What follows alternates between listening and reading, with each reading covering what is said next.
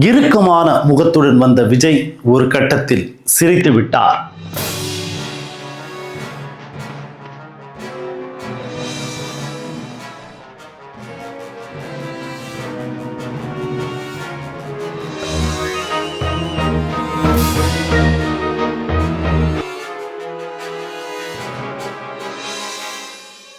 விஜய் சொன்ன நட்பு சக்தி எது?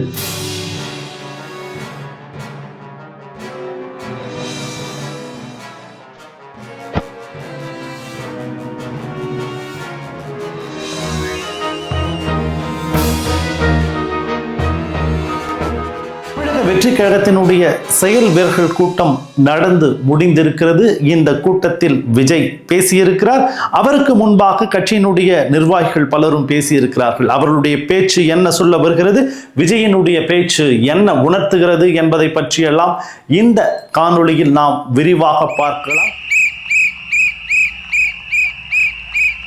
ஈரோடு பொதுக்கூட்டத்திற்கு பிறகு ஈரோடில் நடந்த பொதுக்கூட்டத்தில் உரையாற்றினார் விஜய். அதன் பிறகு ஜனநாயகன் படத்திற்காக நடந்த அந்த ப்ரமோஷன் நிகழ்ச்சியில் மலேசியாவில் பேசினார். அதன் பிறகு இப்பொழுதுதான் பொது வெளியில் பேசுகிறார். ஏறத்தாழ அரசியல் பேசுவது 37 நாட்கள் கழித்து அவர் அரசியல் பேசுகிறார், பொது வெளியில் பேசுகிறார். சிபிஐ அலுவலக விசாரணை என்றெல்லாம் பல விஷயங்கள் நடந்து முடிந்து விட்டது. இதற்கிடையில் இப்ப செயல் வீரர்கள் கூட்டத்தை கூட்டி இருக்கிறாரு. நான் தான் முதலமைச்சர் அப்படின்னு நேரடியாகவே தன்னுடைய செயல் வீரர்களுக்கு சொல்லி இருக்கிறார் விஜய். அதற்கான வேலைகளை நீங்கள் செய்ய வேண்டும். நான் எத்தனை கூட்டங்களில் பேசுவேன் என்பதை பற்றியெல்லாம் கவலைப்படாதீர்கள் என்று அவர் நேரடியாக சொல்லவில்லை. அதை மறைமுகமாக மற்ற தலைவர்கள் சொல்லி இருக்கிறார்கள். அதை பற்றியும் நான் பார்க்கலாம். இதில் முக்கியமாக பேசிய ஒரு சில தலைவர்களை பற்றி மட்டும் நாம் பார்க்கலாம். அவர்கள் என்ன சொன்னார்கள், அது எந்த அளவுக்கு உண்மை என்றெல்லாம் நாம் பார்க்கலாம். உங்களுடைய கருத்துக்கள் இருந்தாலும் இதில் பதிவு செய்யுங்கள். சேனலை நிறைய பேர் சப்ஸ்கிரைப் செய்யாம பார்த்துக்கிட்டு இருக்கீங்க. அவங்க சேனலை சப்ஸ்கிரைப் செஞ்சிருங்க. அப்பதான் நான் உங்களுக்கு தொடர்ந்து வீடியோக்குள்ள போறதுக்கு எனக்கு ஒரு உத்வேகமும் ஆற்றலும் கிடைக்கும். ஃபர்ஸ்ட் செங்கோட்டையன் பேசினாரு. வரலாற்றில் யாருக்குமே இல்லாத ஆதரவு விஜய் அவர்களுக்கு இருப்பதாகவும், இவர் தான் நாளைய முதலமைச்சர், தமிழகத்தினுடைய நாளைய முதலமைச்சர், நிரந்தர முதலமைச்சர் என்னும் ரீதியில செங்கோட்டையன் பேசினாரு. அப்புறம் விசில் சின்னத்தை ஒரு காமெடியா குறிப்பிட்டாரு. என்ன அப்படின்னா, இப்ப நமக்கு விசில் சின்னம் கிடைச்சிட்டு அப்புறம் ஆளுங்கட்சி என்ன பண்ணுவாங்கன்னா, பஸ்ல கண்டக்டர்லாம் விசில் அடிக்காதீங்க, போலீஸ் ஸ்டேஷன்ல போலீஸ்காரங்க யாரும் விசில் அடிக்கக்கூடாது, ரோட்ல எல்லாம் விசில் அடிக்கக்கூடாதுன்னு அப்படின்னு ஒரு உத்தரவு போட்டாலும் போடும் இந்த திமுக அரசு அப்படின்னு ஒரு விமர்சனத்தை வச்சாரு. இன்னொன்று ஒரு நகைச்சுவா ஒரு விஷயம் குறிப்பிட்டாரு. நீங்க யாராவது தூங்கி இருந்தாங்கன்னா அங்க போய் விசில் அடிச்சிடாதீங்க தொண்டர்கள், அப்புறம் நமக்கு ஒரு ஓட்டு போயிடும் அப்படின்னாரு. அந்த நேரம் இப்படி விசிலை பத்தி பேசிட்டு இருக்கும்போது விசில் சத்தம் பறந்துகிட்டே தான் இருந்தது. விசில் அந்த கூட்டத்துக்கு வந்த ஒவ்வொருத்தரும் அவங்களுடைய ஐடி கார்டுக்கு மேல ஒரு விசிலையும் போட்டு இருந்தாங்க.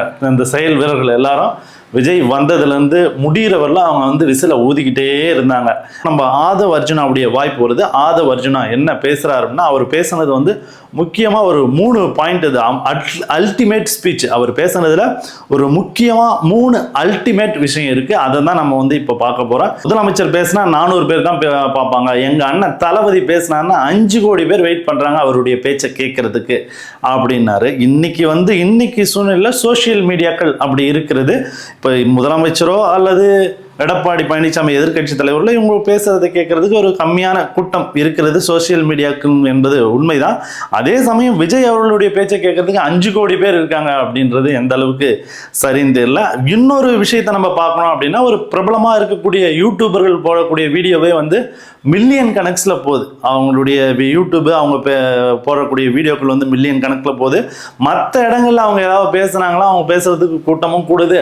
அவங்களுடைய அந்த ஸ்பீச் வைரல் ஆகுது. அது கோடிகளில் கூட வியூஸ் போகிறத நீங்கள் பார்த்துருப்பீங்க. அண்ணனுடைய பேச்சை கேட்கறதுக்கு 5 கோடி பேர் இருக்காங்க அப்படின்னா, இப்போ திமுகவுடைய ஸ்டாலின், முதலமைச்சர் ஸ்டாலினுடைய பேசுறது அவங்களுடைய ப்ரமோட் பண்ணுறதுக்கு அவங்களுக்குன்னு ஒரு டீம் இயங்கிட்டு இருக்கு.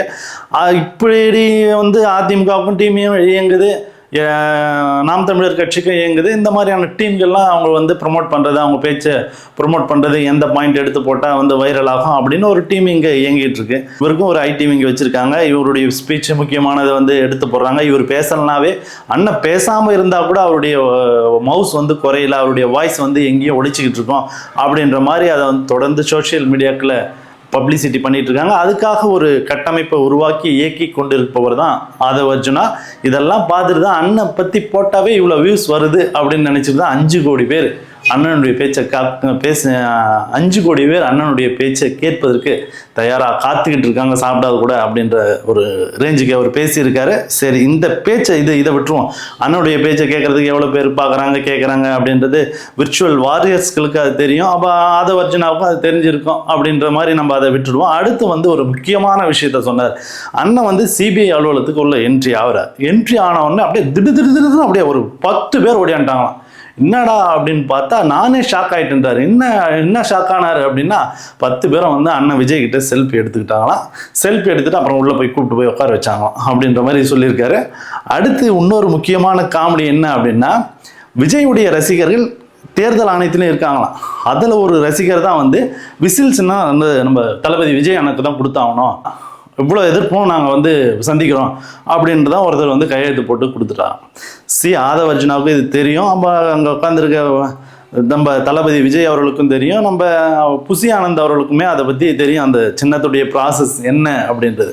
பொதுவாக நீங்கள் ஒரு சின்னம் வாங்குறீங்க அப்படின்னா தேர்தல் ஆணையத்திட்ட முதல்ல நீங்கள் விண்ணப்பிக்கணும், ஒரு கட்சியை பதிவு செய்யணும். தேர்தலுக்கு முன்னாடி ஒரு 6 மாதத்துக்கு முன்னாடி இந்த சின்னம் எங்களுக்கு வேணும், விசிலோ ஏதோ நமக்கு இந்த சின்னம் வேணும் அப்படின்னு அந்த கட்சியை விண்ணப்பிக்கணும். விண்ணப்பித்த பிறகு சின்ன ஒதுக்கீடு பண்ணும்போது என்ன பண்ணுவாங்க அப்படின்னா, ஃபஸ்ட்டு இந்த விசில் சின்னம் இவங்க கேட்குறாங்க, வேறு யாருன்னா இந்த சின்னத்தை கேட்குறாங்களான்னு பார்ப்பாங்க. இப்போ வேற ஒரு கட்சி எங்களுக்கும் விசில் சின்னம் வேணும் அப்படின்னா என்ன பண்ணுவாங்க அப்படின்னா, இவங்க 2 பேரில் யாரையா ஃபஸ்ட்டு அப்ளிகேஷன் போட்டா பாரு, அவங்களுக்கு கொடுத்து விடு அப்படின்வாங்க. சரி, அண்ணன் விஜய் தான் போட்டுக்காரா, இல்லை விஜய்க்கு யாருன்னா போட்டிங்கன்னா விஜய் விசில் சின்னத்தை வேறு யாருமே கேட்கல, சரி விசில் சின்னத்தை இவங்களுக்கு கொடுத்துருங்க அப்படின்னு கொடுத்துட்டாங்க. சப்போஸ் வேறு யாருன்னா கேட்டிருந்தாங்கன்னா போட்டி வந்திருக்கோம், அப்போ யார் ஃபஸ்ட்டு அப்ளை பண்ணாங்க அப்படின்றத பார்த்து அவங்களுக்கு கொடுத்துருப்பாங்க. சரி, 2 பேரும் ஒரே டைமில் அப்ளை பண்ணியிருக்காங்க, 2 பேரும் ஒரே டைமில் கட்சியை பதிவு பண்ணியிருக்காங்க, 2 பேருக்குமே ஒரு சரியான 2 பேருக்குமே கேட்கக்கூடியதை கொடுக்கறதுக்கு வேண்டிய சூழ்நிலை இருக்குது அப்படின்னு என்ன பண்ணுவாங்கன்னா, குழுக்களை போட்டு யாருக்கு வருதோ அவங்களுக்கு கொடுத்து விடியா அப்படின்வாங்க. இதுதான் சின்னம் பெறக்கூடிய ப்ரொசீஜர். அண்ணன் விஜய் அவர்கள் விசில் சின்னத்தை மட்டும் கேட்கல, ஆட்டோ ஏதாவது கொடுங்க, எனக்கு விசில் சின்னம் தான் வேணும் அப்படின்னு கேட்கல, விசில் சின்னத்துக்கு ஒரு ப்ரிஃபரன்ஸ் கொடுத்தாங்க, எங்களுக்கு விசில் சின்னம் வேணும் அப்படின்னு கேட்டாங்க. அப்படி இது மறுக்கப்பட்டால் ஆட்டோ, அப்புறம் அந்த வெற்றி கோப்பை, பிகில் முக்கியம், கப்பு முக்கியம் பிகில் அப்படின்றார்ல, அந்த மாதிரி அந்த கப்பு, அப்புறம் மைக்ரோஃபோனு அப்படின்னு ஒரு 10 சின்னத்தை குறிப்பிட்டு தான் தமிழக வெற்றி கழகம் சின்னத்துக்கு அப்ளை பண்ணியிருந்தாங்க. அதில் ஒரு சின்னத்தை கொடுத்துருக்காங்க. அங்கீகரிக்கப்படாத கட்சிக்கு என்ன சின்ன எந்த அடிப்படையில் சின்ன ஒதுக்குவாங்களோ அந்த அடிப்படையில் தான் தமிழக வெற்றி கழகத்துக்கும் சின்னம் ஒதுக்கியிருக்காங்க. இந்த சின்னம் பார்த்தீங்கன்னா அடுத்த தேர்தலுக்கு விஜய் அவர்களுக்கு இந்த சின்னம் இருக்குமா அப்படின்னா, அவங்க அடுத்த தேர்தலுக்கு இந்த சின்னம் வேணும்னு கேட்கணும். அதுக்கு முன்னாடி அவங்க ஒரு குறிப்பிட்ட வாக்கு சதவீதத்தை இந்த எலெக்ஷனில் வாங்கணும். அப்போ தான் அந்த சின்னம் அவங்களுக்கு அடுத்த தேர்தலில் கிடைக்கும். இப்போ அர்ஜுனா பேசும்போது இந்த விசில் சின்னத்தை பற்றி ஆதவ் அர்ஜுனா பேசும்போது வரும்போது இந்த கூட்டத்துக்கு வேற வரணுமா அப்படின்ற மாதிரியான ஒரு முகத்தோட வந்த விஜய் ஆதவ் அர்ஜுனாவுடைய பேச்சை கேட்டு சிரிக்கிறாரு. பக்கத்தில் இருந்த ஒரு நம்ம புசி ஆனந்தும் சிரிக்கிறாரு. சரி, அடுத்து புசி ஆனந்த் பேச வராரு. அவரு என்ன பேசினாரு அப்படின்னா, அண்ணன் 5 நிமிஷம் பேசினா 50 நாளைக்கு தாங்குவோம் அப்படின்றாரு. இது முக்கியமாக அவர் பேசுனது இதுதான் என்னை பொறுத்தவரையில் ஒரு முக்கியமான விஷயம் அப்படின்னு நினைக்கிறேன். அடுத்து வரக்கூடிய எலெக்ஷன் வரதுங்காட்டி அண்ணன் எத்தனை முறை கூட்டங்களில் பேசுவார் அப்படின்றத புசி ஆனந்த் அவர்கள் மறைமுகமாக சொல்லிட்டு இருக்காரு. இப்போ 37 நாள் ஆச்சு, இந்த ஈரோடு பொதுக்கூட்டத்துக்கு அப்புறம் இங்கே பேசுறதுக்கு 37 நாள் ஆச்சு. இப்போ அடுத்து இப்போ 5 நிமிஷமாகவே 50 நாள் அப்படின்னா இப்போ ஒரு கூட்டத்தில் பேசுவாரா, 2 கூட்டத்தில் பேசுவாரா அப்படின்றத நம்ம யோசிச்சுக்கலாம். இப்போ அண்ணாவின் வழியில் மக்களிடம் செல் அப்படின்றாரு. மக்களிடம் தொண்டர்களும் கட்சி நிர்வாகிகளும் மட்டும் சென்றா போதுமா? மக்களிடம் செல்ல வேண்டியது விஜய் அவர்கள். மக்களிடம் அவர் தான் செல்லணும். அண்ணனுடைய முகத்துக்காகத்தான் ஓட்டு அப்படின்னு நம்ம புசி ஆனந்த் சொல்லியிருக்காரு. அண்ணனுடைய முகத்துக்காக ஓட்டு அப்படின்னா அண்ணனுடைய ஃபோட்டோ மட்டும் காமிச்சா ஓட்டு விழுந்துடாது. அண்ணன் தெருவா வரணும், வீதி வீதியாக வரணும், ஒவ்வொரு மாவட்டம் நகரம் அப்படின்னு பேரூராட்சிக்கு ஒவ்வொரு இடத்துக்கும் அண்ணன் செல்லணும். மக்களிடம் செல் அப்படின்னு அண்ணா சொன்னதான் அண்ணன் சொல்றாருல்ல, அண்ணனும் மக்களிடம் சென்றாதான் இது சாத்தியமும். சரி, இப்போ நம்ம விஜய் அண்ணா அவர்கள் என்ன பேசினாங்க இந்த கூட்டத்தில் அப்படின்னு நம்ம பார்க்கலாம். முக்கியமாக இந்த கூட்டத்தில் அட்டாக் கம்மியாக தான் இருந்துச்சு. திமுக அட்டாக்கும் கம்மியாக தான் இருந்துச்சு. புதுசாக நாங்கள் திமுகவும் எங்களுக்கு தான் போட்டி, அதை தான் நாங்கள் எதிர்ப்போம் அப்படின்னாரு. ஆனால் இப்போ ஊழல் கட்சி, அப்புறம் வந்து அடிமை கட்சி அப்படின்ட்டு அதிமுகவையும் இதில் வந்து அட்டாக் பண்ணியிருக்காரு. இப்போ 2 பேரை வந்து அட்டாக் பண்ணியிருக்காரு. அப்புறம் மற்றது எல்லாமே செயல் வீரர்களுக்கு கொடுக்கப்பட்ட அட்வைஸ் தான். நீங்கள் வந்து உழைக்கணும், ஒற்றுமையாக இருக்கணும், நீங்கள் வந்து செஞ்சு காமிக்கணும், ஜெயிச்சு காமிக்கணும், ஜெயிச்சு நம்ம காமிக்கணும், நல்லதே நடக்கும் அப்படின்னு தான் சொல்லியிருக்காரு. முக்கியமாக இன்னொரு விஷயம் அப்படின்னா, நட்பு சக்தி இல்லைனாலும் நாங்கள் தனிச்சு ஜெயிச்சு காமிப்போம் அப்படின்னு சொல்லியிருக்காரு. இது ஏன் நம்ம முக்கியம் அப்படின்னு சொல்கிறோம் அப்படின்னா, இப்போ வந்து சிபிஐ விசாரணைக்கு அப்புறம் அண்ணன் வந்து எலெக்ஷனில் அண்ணனுடைய கட்சி தமிழக வெற்றி கழகம் வந்து தேர்தலை புறக்கணிச்சிடும், பயந்துட்டாரு அப்படி இப்படின்லாம் சொன்னாங்க. அப்படி இப்படி பேசிக்கிட்டு இருக்காங்க நம்ம பத்திரிகையாளர்கள், அப்படி இப்படின்னு அவங்களுக்கு தோணுனதை அவங்க பேசிக்கிட்டு இருக்காங்க. அவங்களுக்கு கிடைச்ச தகவலையும் அவங்க பேசிக்கிட்டு இருக்காங்கன்னு வச்சுக்கோங்களேன். அதற்கெல்லாம் இந்த கூட்டத்தில் விஜய் அவர்கள் பேசியது ஒரு முற்றுப்புள்ளி வைத்திருக்கு அப்படின்னு சொல்லலாம். தேர்தலில் போட்டியிடுவதை அவர் உறுதிப்படுத்தி விட்டார். தனித்து போட்டி என்பதும் உறுதிப்படுத்தி விட்டார். நட்பு சக்தி அப்படின்னு யாரை சொல்றாரு அப்படின்னு தெரியல. ஒருவேளை திருமாவளவன் அவர்கள் இந்த கூட்டணியில் வருவார் என்று எதிர்பார்த்தார்களோ என்னவோ தெரியவில்லை. ஆதவ் அர்ஜுனாவுடைய ஸ்பீச்சும் அப்படிதான் இருக்கு. இன்னைக்கு திருமாவளவனை வந்து அட்டாக் பண்ணி ஒரு இடத்துல பேசியிருக்காரு. அழைத்து பார்த்து அவர்கள் வரவில்லை. அவர்களது நிலைப்பாட்டில் விடுதலை சிறுத்தைகள் கட்சி உறுதியாக இருக்கிறது என்பதை தெரிந்து கொண்டு ஆதவ் அர்ஜுனா அவர்கள் இந்த மாதிரி ஒரு வன்மத்தை கக்கி இருக்கிறார் அப்படின்னு சொல்லலாம். இப்படியாக வந்து தமிழக வெற்றி கழகத்தினுடைய செயல் வீரர்கள் கூட்டம் நடந்து முடிஞ்சிருக்கு. தமிழக வெற்றி கழகத்தினுடைய செயல் வீரர்கள் கூட்டத்தில் செயல் வீரர்களுக்கு அவர் கொடுத்த அட்வைஸ் என்ன அப்படின்னா, நீங்க ஒவ்வொரு வீட்டுக்கா சென்று ஒவ்வொரு வீட்டையின் கதவையும் தட்டி நமக்கான ஓட்டை நாம் வாங்கி வெற்றி பெறணும் அப்படின்னு ஒரு அட்வைஸை கொடுத்து அனுப்பிச்சிருக்காரு.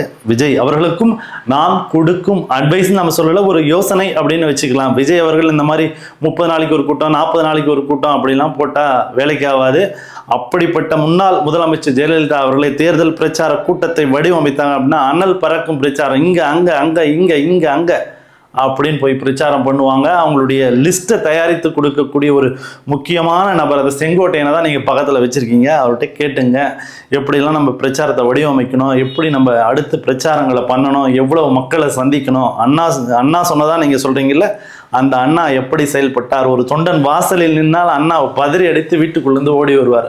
அப்படிப்பட்ட வரலாற்றை பதிவு செய்து சென்றவர் அண்ணா. நீங்களும் அண்ணா வழியில் என்று சொல்கிறீர்கள். அண்ணா வழியில் இல்லை என்றாலும் உங்களை அண்ணனாக நினைத்து விர்ச்சுவல் வாரியர்ஸ் பல பேர் இருக்காங்க. அவங்களுக்காவது இறங்கி வாங்க, இறங்கி வெளியே வந்து களத்தில் இறங்கி பிரச்சாரம் செய்யுங்க, வெற்றி பெறுங்க, வாழ்த்துக்கள் என்று கூறி இந்த காணொளியை நிறைவு செய்கிறேன்.